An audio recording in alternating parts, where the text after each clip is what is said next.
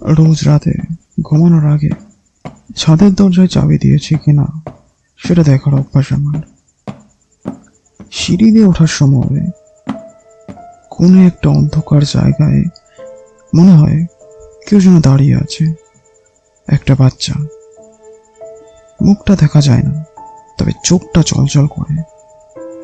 মনের ভুল কি, আজ চাবি পরীক্ষা করতে গিয়ে ওই অন্ধকার জায়গাটায় ঢুকলাম।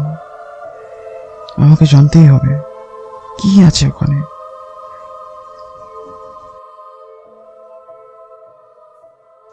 নতুন ভাড়াটেটা চাবি পরীক্ষা করতে এসে অন্ধকার কোণটার দিকে এক দৃষ্টিতে তাকিয়ে আছে। আসলে ও আমার দিকে তাকিয়ে আছে, হয়তো আমাকে দেখতে চায়। আস্তে আস্তে অন্ধকার কোণে দাঁড়িয়ে থাকা আমার দিকে এগিয়ে আসছে লোকটা। ঠিক 5 বছর আগে আমি যেভাবে এগিয়ে এসেছিলাম।